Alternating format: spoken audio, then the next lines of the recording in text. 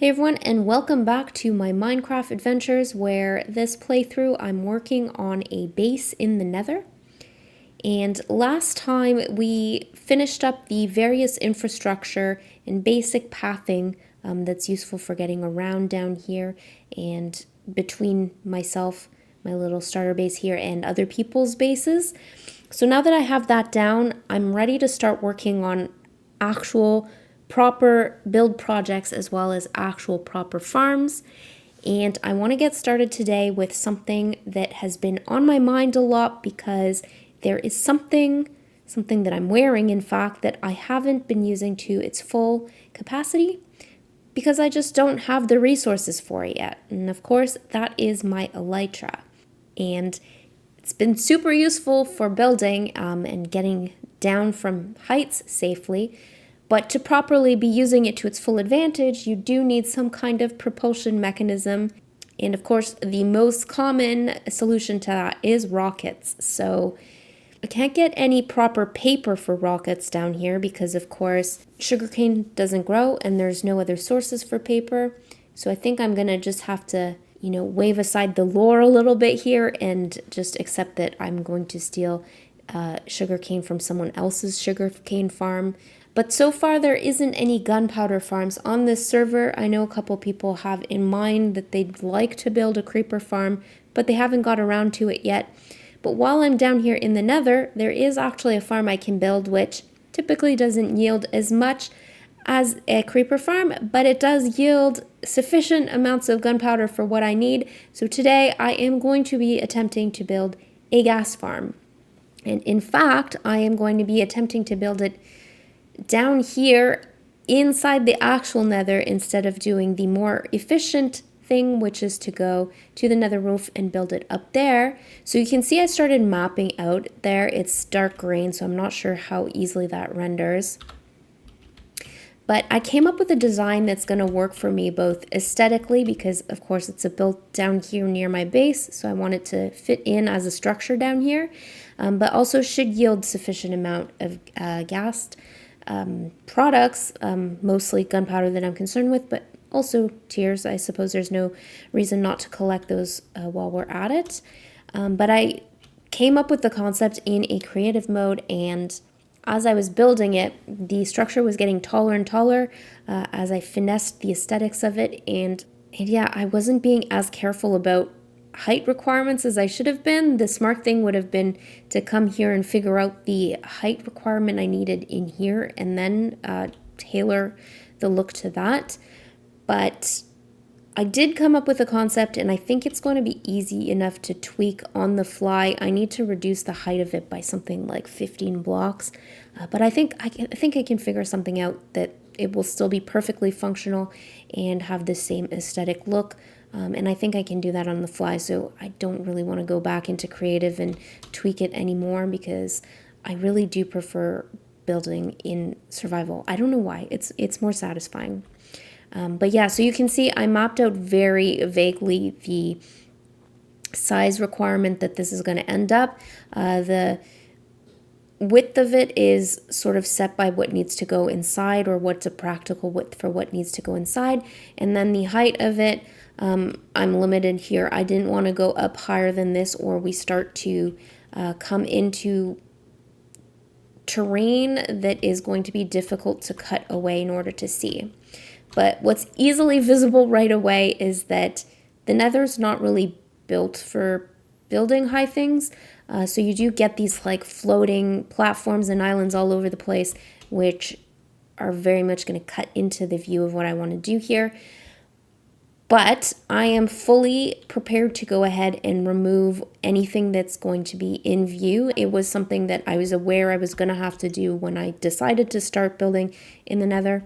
But this is the first time that I'm really coming up against the problem at this scale. So we'll see how annoying I find doing this, and maybe in the future I will avoid building in places where I have to do that exercise. But for now, I am going to go ahead and step 1, remove all this stuff that is blocking the build. So yeah, with that said, I am going to jump right into a time lapse where you're going to watch me tear this thing down.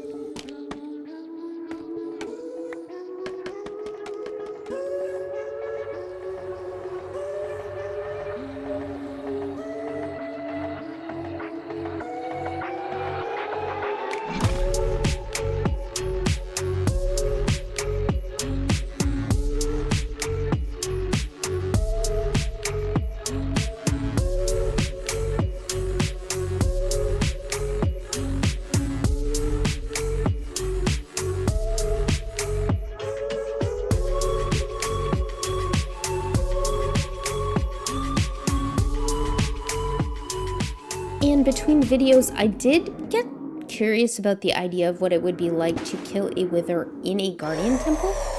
I think I was curious about whether the guardians would actually help me damage the wither, and maybe the water would hinder the wither and help me sort of keep up with the wither.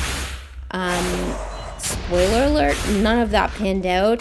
The wither was not very hindered by the water. The guardians did no damage to it, and it very quickly escaped the guardian temple while I was left swimming and drowning and fighting off guardians. And whenever I died outside this temple, I was left really difficult to get my stuff back again. There was guardians fighting me, water, drowning.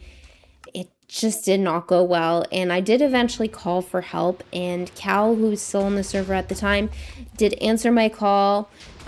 We together tried to fight the wither a little bit, see if we could defeat it in the frozen ocean by the guardian temple, but it did not go well, and we were both pretty tired at that point, so I think we just kind of gave up, and we decided the best plan was probably to leave the wither thousands of blocks away where it wouldn't bother anybody and we could just forget about it. But I did mention that I personally would probably not be able to forget about it, so Cal volunteered to do the last little bit of dragging this wither away. In theory, stashing it somewhere where I would not know where it was located, so it should not bother me. And yet that did not work because I slept very poorly that night thinking about this wither out in the wilderness. And even if there was a very low chance of anybody ever coming across it, I could not let it go. And I had to log back in the next day. I went to the last location where I knew the wither had been, and withers are quite easy to track by their damage trail, so I was able to locate where Cal had stashed this wither. And from there, I don't know if I had dreamt of this strategy, but I was able to coax the wither into a good location where I was able to sort of tunnel through a mountain. Or I don't know if you would consider a mountain, but tunnel through, and I had enough potions to sort of help me as I was going. And I was able to do a lot of damage to this wither, fairly protected in my tunnel. And eventually I was able to deal the final blow of damage. And having killed this wither the long way, the very long way, in a way that if I had been more prepared, just never would have happened. But, you know, experiments, it was fun. I'm glad I did it-ish. But yeah, so having done that, I decided I had gained permission for the rest of this playthrough to just kill the wither in a cheese way, if ever I need wither stars in the future. Let's see next playthrough, but for this playthrough, that is going to do it for the wither, and I was good to go back and work on my other projects.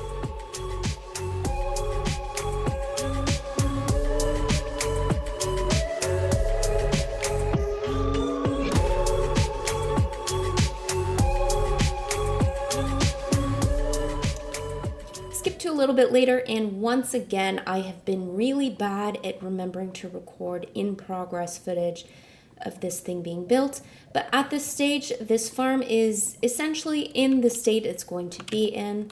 I finished all the detailing I'm going to do on the outside, and I did do a little effort to terrain around here so that I could remove the ugly slabs and torches from at least right in front of here. I probably should have continued on a little bit further just to get a better shot of this in completion. But you know what? I need a break from this farm, so I did not continue on, and eventually I will be building something on this side as well, so this will get taken care of sooner rather than later, I hope. You know, always wishful thinking, how much motivation we're going to have to do these things. But it is what it is. This farm is mostly complete, and I even brought a friend here to just add to the ghasty vibe of this thing. And on the inside, it's really simple design. It's just a bunch of chests for this, way more than are really necessary. I was worried about overflow, and in fact, maybe I'm still worried about overflow on tiers, you know, 3-4 years in, if that's a thing. But no, honestly, I think this is plenty to avoid any overflow problems. And if we get too close to that, I should be paying attention and I will fix it at that time. Aside from that, I, had a lot of space sort of on this layer, so I wanted to add a little something in on this side. And I decided to do a little auto sorting array here of products that are from moms, because at least it makes sort of thematic sense along with the Ghast products. Again, this is not an overly complicated or overly rigorous auto sorter. In fact, it would be pretty easy to break it if you tried to dump way too much stuff in. But assuming that I'm only ever really coming in here to offload, maybe a few stacks of stuff that are in my inventory, it will do fine. And if I show you how that works just for the heck of it, taking 6 rotten flesh, dump it in this barrel, it will go right up my elevator here. And then if we watch it up here, it gets sorted by this initial golem here that's going to find the rotten flesh in this chest. And we'll put it in one of these 2 chests, which they're basically split, these guys, onto these 2 layers here with these golems here. So one of these 2 golems will find it. It's the one on the bottom, and he will find the chest that goes in. And eventually that rotten flesh will end up in one of these 2 things here. So not overly complicated, but it's also not very robust. It would be pretty easy to sort of overload my filters I have up there and then just break the thing completely. Easy to overload, but also easy to fix if it comes to that. And here, a secret little lever that just gets you back into the noodles of this if ever I want to update the filters, because as you can see, I still have a few things here that I did not figure out what I wanted to move in here. But even just moving this was helpful to me in my starter base, which is starting to get overloaded with products. I was able to clear a lot of space in those starter chests, and with the upcoming builds as well, I'll be able to clear more space. And so yeah, my plan is not necessarily to have a huge auto sorter storage room. My plan is to more or less have storage in segregated spaces as makes sense throughout the base, because we're spread out, but we're not that spread out. But yeah, so everything involving ghast farm construction, including the slightly terraining out front here, has been complete. I just have one task left that I have in mind for this that is going to be a slightly annoying, but let me get to that now so that I can just call this thing done.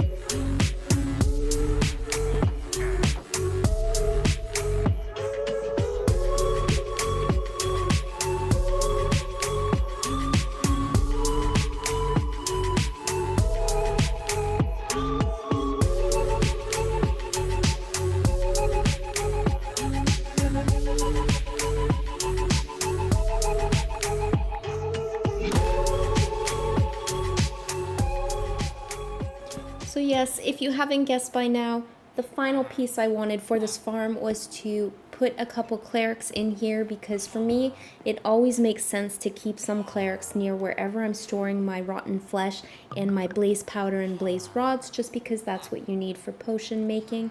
So I did go through the trouble of bringing villagers in here, trapping them in these, lovingly hosting them in these little alcoves, though shortly after I got them all in place, tragedy occurred, and it's a real mystery how this happened, because as we all know, zombies don't typically spawn in the Nether, so very weird that this happened, very weird. But it's okay, I was in the potion room, and with a brand new gold farm on the server, golden apples weren't a problem, and this problem got sorted super quick.